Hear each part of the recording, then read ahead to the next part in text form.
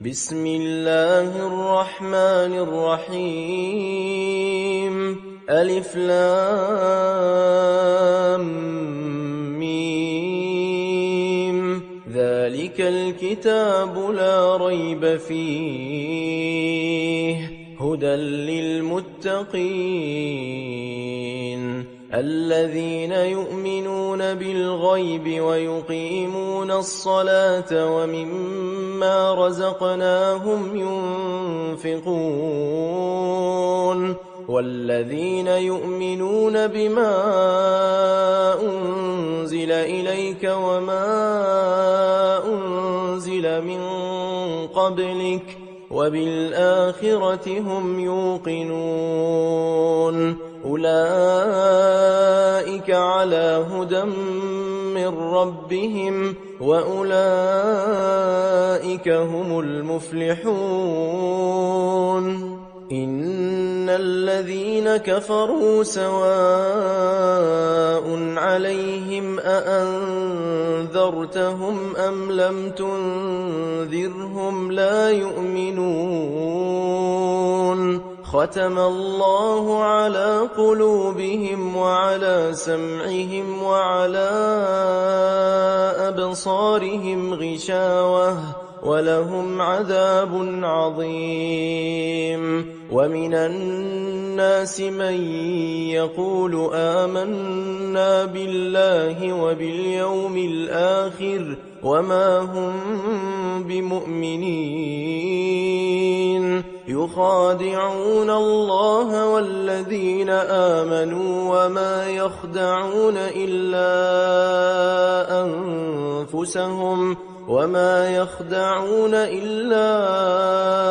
أنفسهم وما يشعرون في قلوبهم مرض فزادهم الله مرضا ولهم عذاب أليم بما كانوا يكذبون وإذا قيل لهم لا تفسدوا في الأرض قالوا إنما نحن مصلحون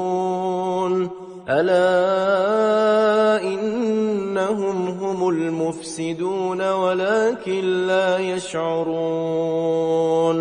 وإذا قيل لهم آمنوا كما آمن الناس قالوا أنؤمن كما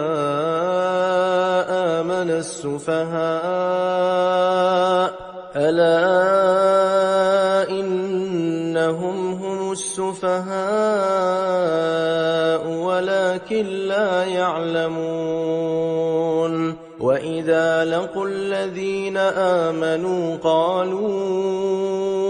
آمنا وإذا خلوا إلى شياطينهم قالوا إنا معكم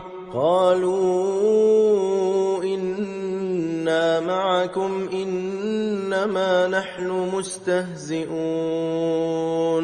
الله يستهزئ بهم ويمدهم في طغيانهم يعمهون أولئك الذين اشتروا الضلالة بالهدى فما ربحت تجارتهم وما كانوا مهتدين مثلهم كمثل الذي استوقد نارا فلما أضاءت ما حوله ذهب الله بنورهم وتركهم في ظلمات لا يبصرون صم بكم عمي فهم لا يرجعون أو كصيب من السماء فيه ظلمات ورعد وبرق يجعلون أصابعهم في آذانهم من الصواعق حذر الموت والله محيط بالكافرين يكاد البرق يخطف أبصارهم كلما أضاء لهم مشوا فيه وإذا أظلم عليهم قاموا ولو شاء الله لذهب بسمعهم وأبصارهم إن الله على كل شيء قدير يا أيها الناس اعبدوا ربكم الذي خلقكم والذين من قبلكم لعلكم تتقون الذي جعل لكم الأرض فراشا والسماء بناء وأنزل من السماء ماء فأخرج به من الثمرات رزقا لكم فلا تجعلوا لله أندادا وأنتم تعلمون وإن كنتم في ريب مما نزلنا على عبدنا فأتوا بسورة من مثله وادعوا شهداءكم من دون الله إن كنتم صادقين فإن لم تفعلوا ولن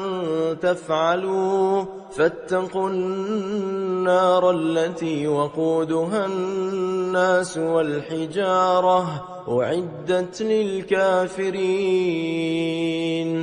وبشر الذين آمنوا وعملوا الصالحات أن لهم جنات تجري من تحتها الأنهار كلما رزقوا منها من ثمرة رزقا قالوا هذا الذي رزقنا من قبل وأتوا به متشابها ولهم فيها أزواج مطهرة وهم فيها خالدون إن الله لا يستحيي أن يضرب مثلا ما بعوضة فما فوقها فأما الذين آمنوا فيعلمون أنه الحق من ربهم وأما الذين كفروا فيقولون ماذا أراد الله بهذا مثلا يضل به كثيرا ويهدي به كثيرا وما يضل به إلا الفاسقين الذين ينقضون عهد الله من بعد ميثاقه ويقطعون ما أمر الله به أن يوصل ويفسدون في الأرض أولئك هم الخاسرون كيف تكفرون بالله وكنتم أمواتا فأحياكم ثم يميتكم ثم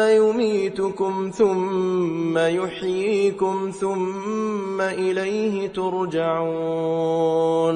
هو الذي خلق لكم ما في الأرض جميعا ثم استوى إلى السماء فسواهن 7 سماوات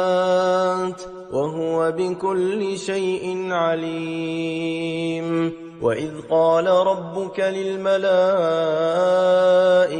إني جاعل في الأرض خليفة قالوا أتجعل فيها من يفسد فيها ويسفك الدماء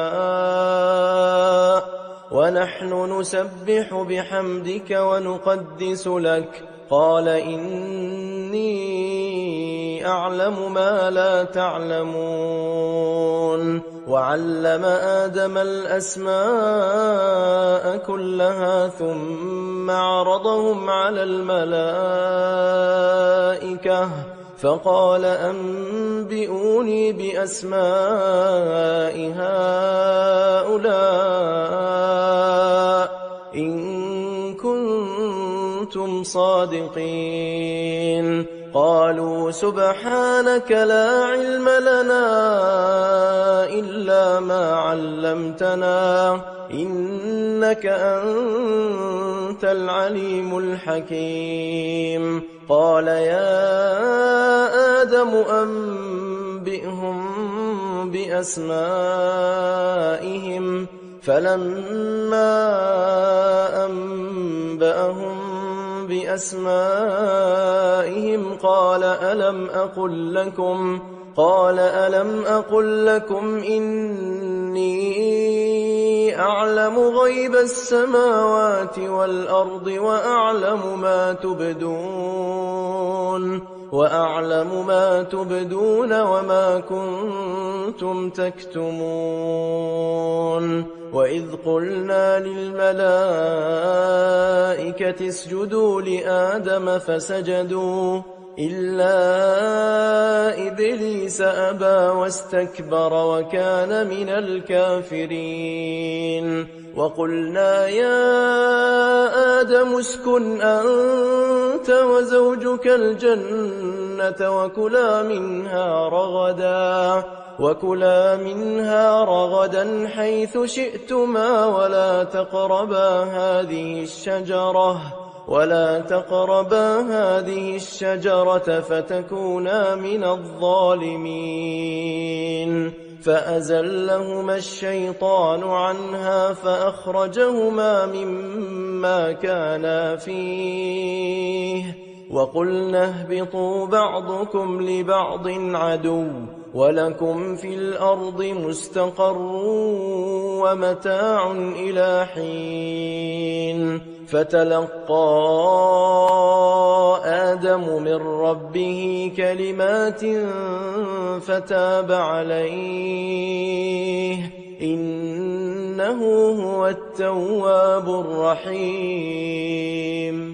قلنا اهبطوا منها جميعا فإما يأتينكم مني هدى فمن تبع هداي فلا خوف عليهم ولا هم يحزنون. والذين كفروا وكذبوا بآياتنا أولئك أصحاب النار هم فيها خالدون. يا بني إسرائيل اذكروا نعمتي التي أنعمت عليكم وأوفوا بعهدي أوف بعهدكم وإياي فارهبون. وآمنوا بما أنزلت مصدقا لما معكم ولا تكونوا أول كافر به ولا تشتروا بآياتي ثمنا قليلا وإياي فاتقون. ولا تلبسوا الحق بالباطل وتكتموا الحق وأنتم تعلمون. وأقيموا الصلاة وآتوا الزكاة واركعوا مع الراكعين. أتأمرون الناس بالبر وتنسون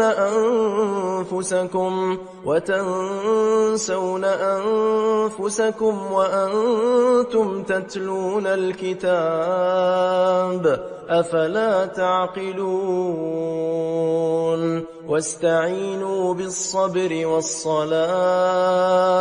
وإنها لكبيرة إلا على الخاشعين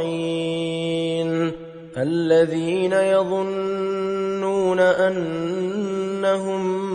ملاقو ربهم وأنهم إليه راجعون يا بني إسرائيل اذكروا نعمتي التي أنعمت عليكم وأني فضلتكم على العالمين واتقوا يوما لا تجزي نفس عن نفس شيئا ولا يقبل منها شفاعة ولا يؤخذ منها عدل ولا هم ينصرون وإذ نجيناكم من آل فرعون يسومونكم سوء العذاب يذبحون أبناءكم ويستحيون نساءكم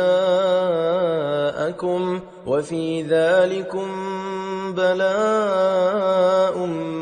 من ربكم عظيم وإذ فرقنا بكم البحر فأنجيناكم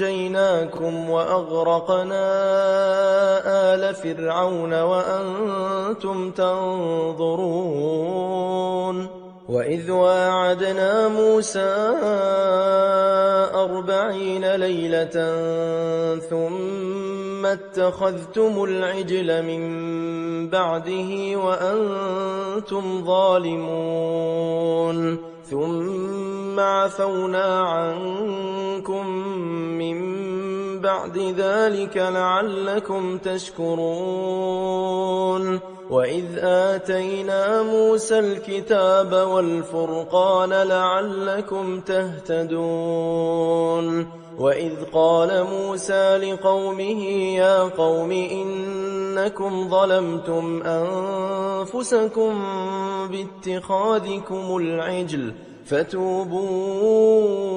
إلى بارئكم فاقتلوا أنفسكم ذلكم خير لكم عند بارئكم فتاب عليكم إنه هو التواب الرحيم وإذ قلتم يا موسى لن نؤمن لك حتى نرى الله جهرة فأخذتكم الصاعقة وأنتم تنظرون ثم بعثناكم من بعد موتكم لعلكم تشكرون وظللنا عليكم الغمام وأنزلنا عليكم المن والسلوى كلوا من طيبات ما رزقناكم وما ظلمونا ولكن كانوا أنفسهم يظلمون وإذ قلنا ادخلوا هذه القرية فكلوا منها حيث شئتم رغدا وادخلوا الباب سجدا وقولوا حطة نغفر لكم خطاياكم وسنزيد المحسنين فبدل الذين ظلموا قولا غير الذي قيل لهم فأنزلنا على الذين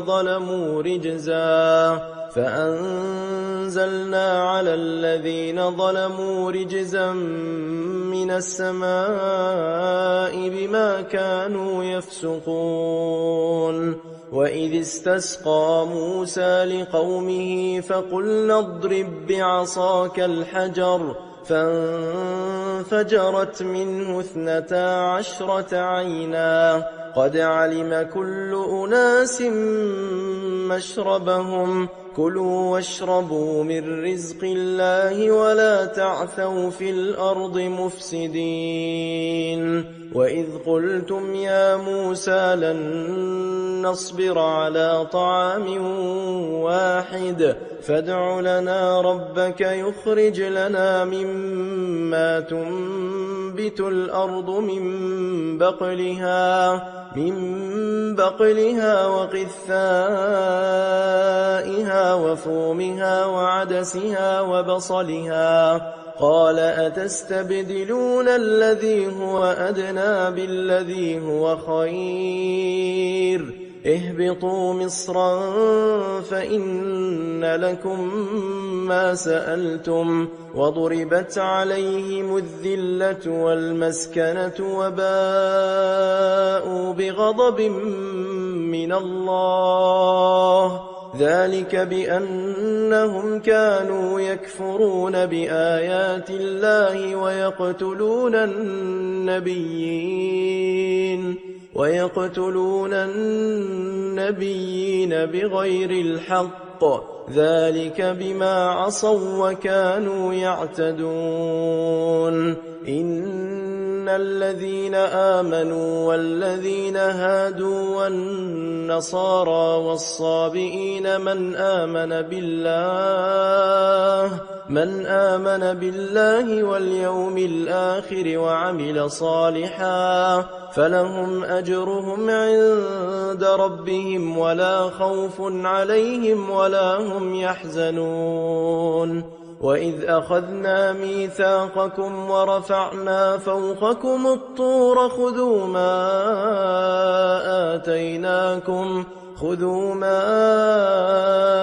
آتيناكم بقوة واذكروا ما فيه لعلكم تتقون ثم توليتم من بعد ذلك فلولا فضل الله عليكم ورحمته لكنتم من الخاسرين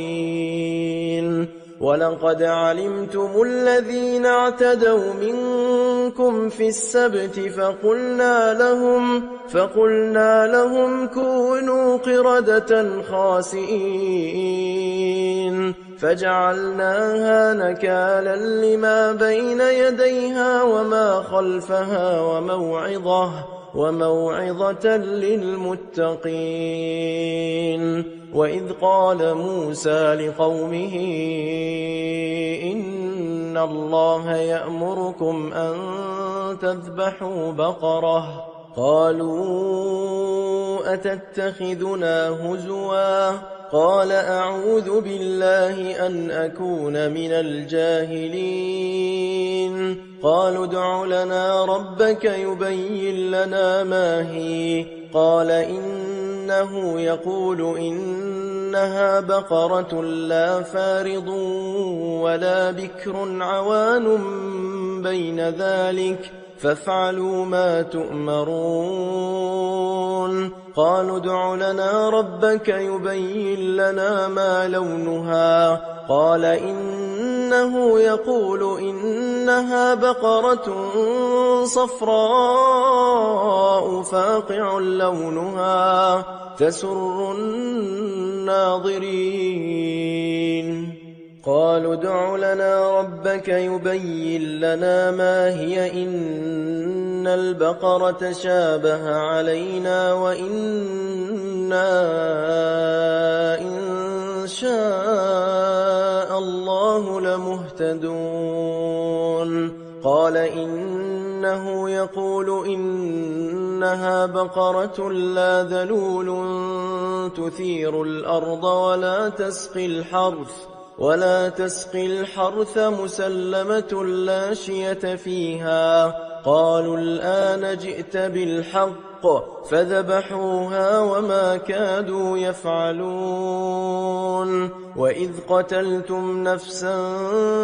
فادارأتم فيها والله مخرج ما كنتم تكتمون فقلنا اضربوه ببعضها كذلك يحيي الله الموتى ويريكم آياته لعلكم تعقلون ثم قست قلوبكم من بعد ذلك فهي كالحجارة أو أشد قسوة وإن من الحجارة لما يتفجر منه الأنهار وإن منها لما يشقق فيخرج منه الماء وإن منها لما يهبط من خشية الله وما الله بغافل عما تعملون أفتطمعون أن يؤمنوا لكم وقد كان فريق منهم يسمعون كلام الله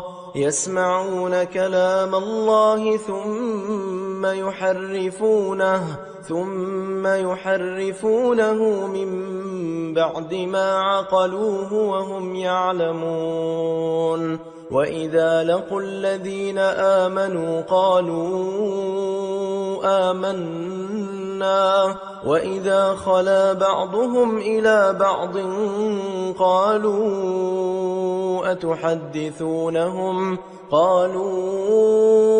أتحدثونهم بما فتح الله عليكم ليحاجوكم به عند ربكم أفلا تعقلون أولا يعلمون أن الله يعلم ما يسرون وما يعلنون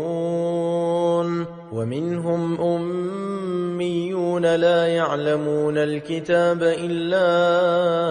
أماني وإن هم إلا يظنون فويل للذين يكتبون الكتاب بأيديهم ثم يقولون هذا من عند الله ليشتروا به ثمنا قليلا فويل لهم مما كتبت أيديهم وويل لهم مما يكسبون وقالوا لن تمسنا النار إلا أياما معدودة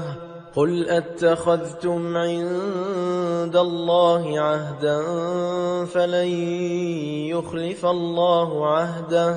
أم تقولون على الله ما لا تعلمون بلى من كسب سيئة وأحاطت به خطيئته فأولئك أصحاب النار هم فيها خالدون والذين آمنوا وعملوا الصالحات أولئك أصحاب الجنة هم فيها خالدون وإذ أخذنا ميثاق بني إسرائيل لا تعبدون إلا الله وبالوالدين إحسانا وذي القربى واليتامى والمساكين وقولوا للناس حسنا وأقيموا الصلاة وآتوا الزكاة ثم توليتم إلا قليلا منكم وأنتم معرضون وإذ أخذنا ميثاقكم لا تسفكون دماءكم ولا تخرجون أنفسكم من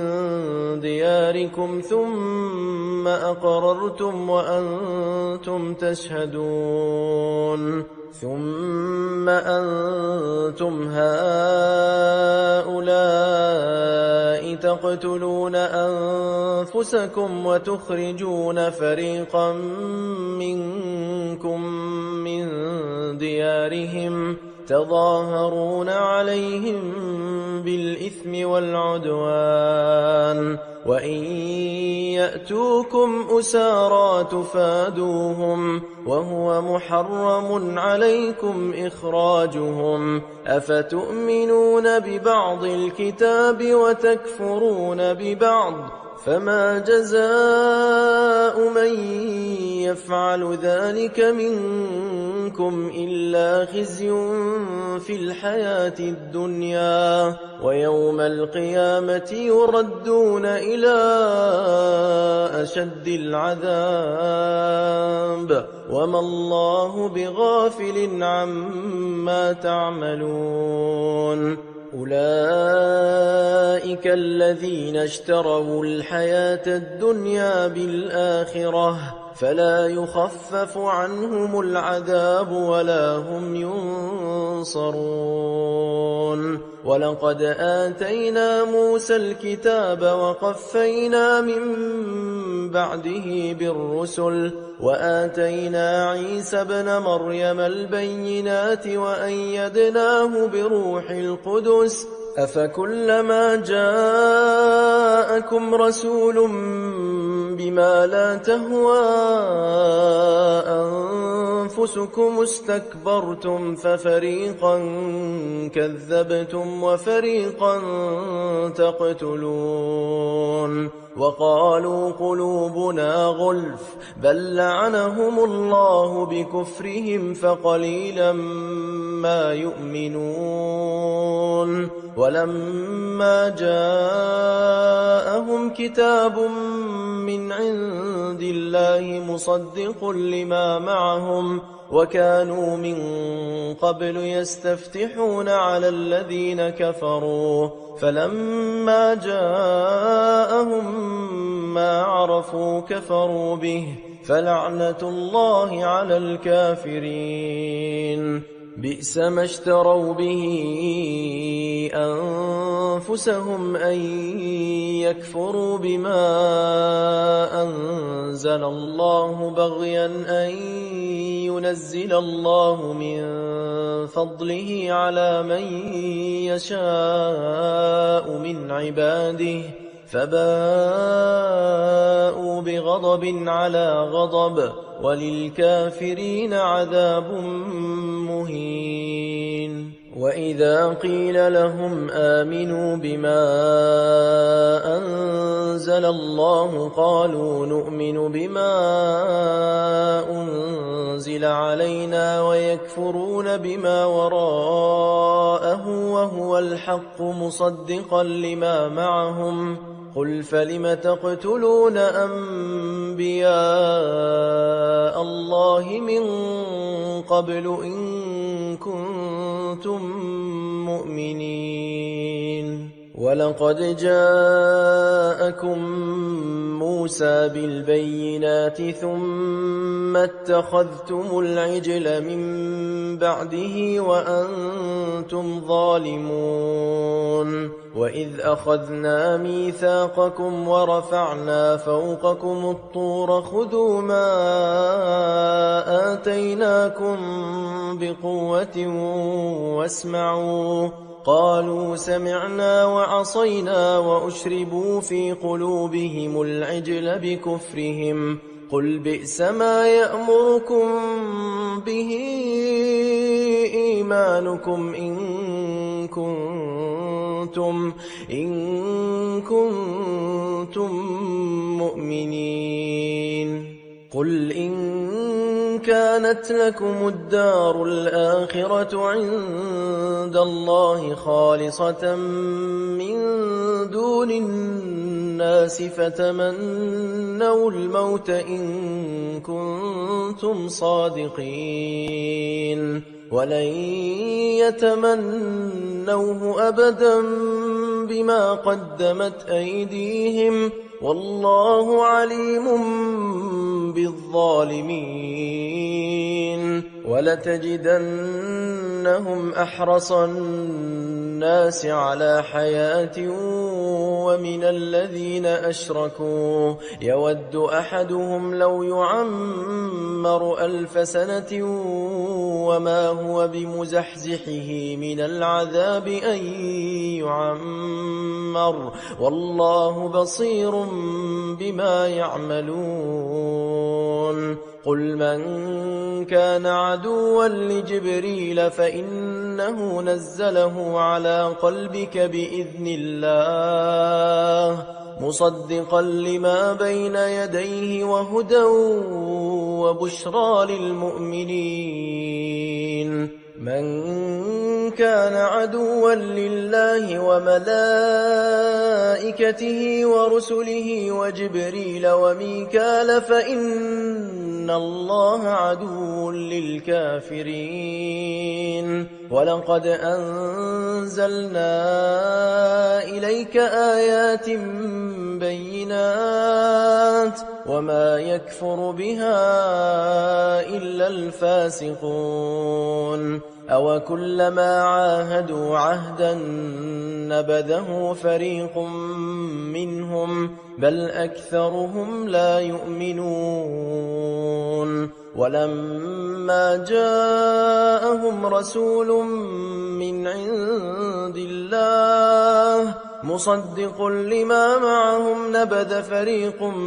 من الذين أوتوا الكتاب كتاب الله وراء ظهورهم كأنهم لا يعلمون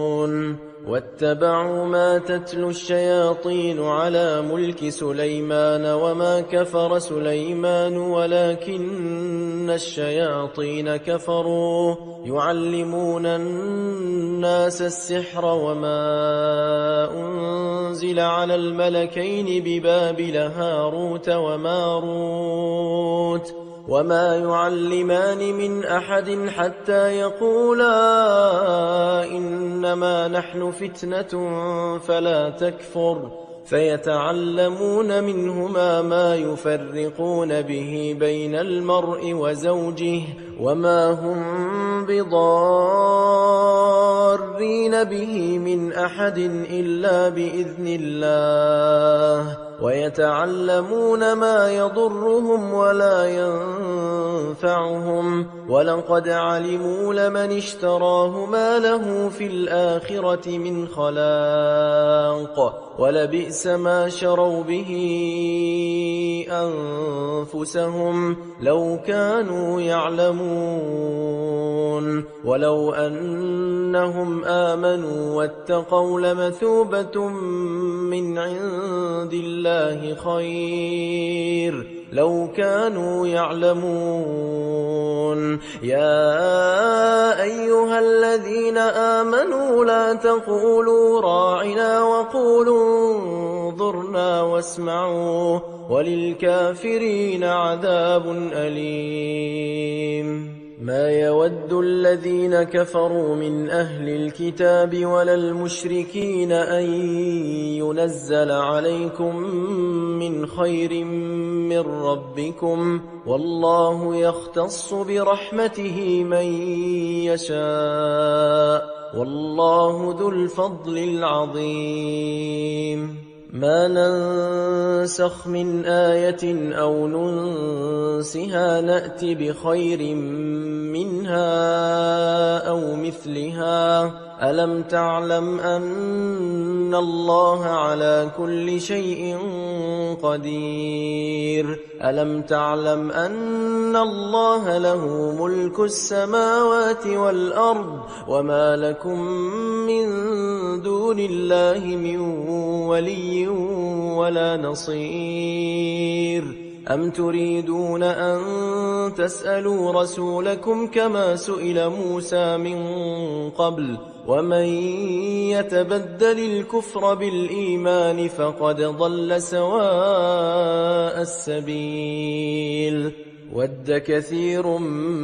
من أهل الكتاب لو يردونكم من بعد إيمانكم كفارا حسدا من عند أنفسهم من بعد ما تبين لهم الحق فاعفوا واصفحوا حتى يأتي الله بأمره إن الله على كل شيء قدير وأقيموا الصلاة وآتوا الزكاة وما تقدموا لأنفسكم من خير تجدوه عند الله إن الله بما تعملون بصير وقالوا لن يدخل الجنة إلا من كان هودا أو نصارى تلك أمانيهم قل هاتوا برهانكم إن كنتم صادقين بلى من أسلم وجهه لله وهو محسن فله أجره عند ربه ولا خوف عليهم ولا هم يحزنون وقالت اليهود ليست النصارى على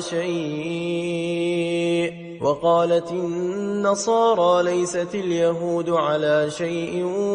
وهم يتلون الكتاب كذلك قال الذين لا يعلمون مثل قولهم فالله يحكم بينهم يوم القيامة فيما كانوا فيه يختلفون ومن أظلم ممن منع مساجد الله أن يذكر فيها اسمه وسعى في خرابها أولئك ما كان لهم أن يدخلوها إلا خائفين لهم في الدنيا خزي ولهم في الآخرة عذاب عظيم ولله المشرق والمغرب فأينما تولوا فثم وجه الله إن الله واسع عليم وقالوا اتخذ الله ولدا سبحانه بل له ما في السماوات والأرض كل له قانتون بديع السماوات والأرض وإذا قضى أمرا فإنما يقول له كن فيكون وقال الذين لا يعلمون لولا يكلمنا الله أو تأتينا آية كذلك قال الذين من قبلهم مثل قولهم تشابهت قلوبهم قد بينا الآيات لقوم يوقنون إنا أرسلناك بالحق بشيرا ونذيرا ولا تسأل عن أصحاب الجحيم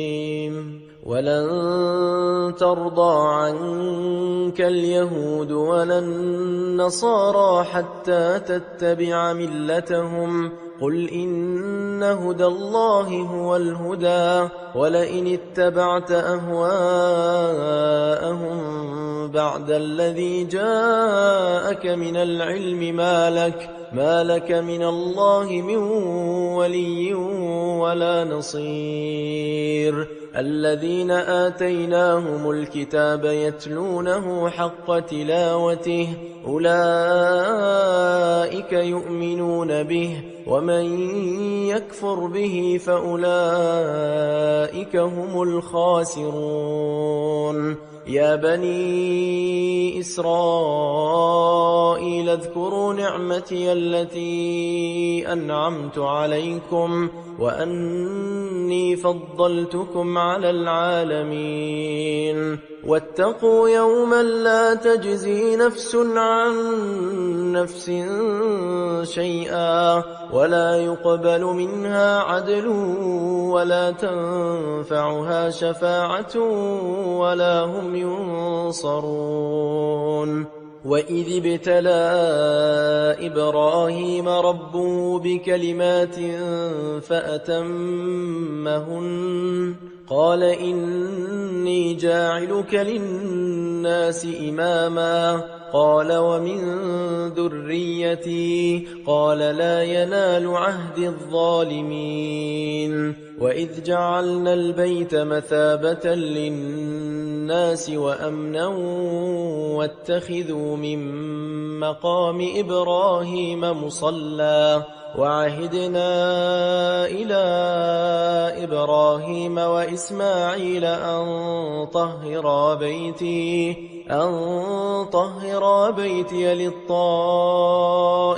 والعاكفين والركع السجود وإذ قال إبراهيم رب اجعل هذا بلدا آمنا وارزق أهله من الثمرات من آمن منهم بالله واليوم الآخر قال ومن كفر فأمتعه قليلا ثم أضطره إلى عذاب النار وبئس المصير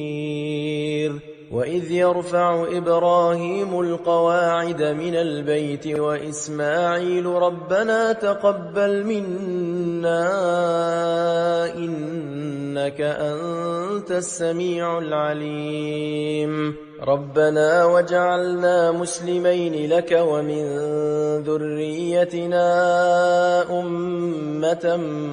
مسلمة لك وأرنا مناسكنا وتب علينا إنك أنت التواب الرحيم ربنا وابعث فيهم رسولا منهم يتلو عليهم آياتك ويعلمهم الكتاب والحكمة ويزكيهم إنك أنت العزيز الحكيم ومن يرغب عن ملة إبراهيم إلا من سفه نفسه ولقد اصطفيناه في الدنيا وإنه في الآخرة لمن الصالحين إذ قال له ربه أسلم قال أسلمت لرب العالمين ووصى بها إبراهيم بنيه ويعقوب يا بني إن الله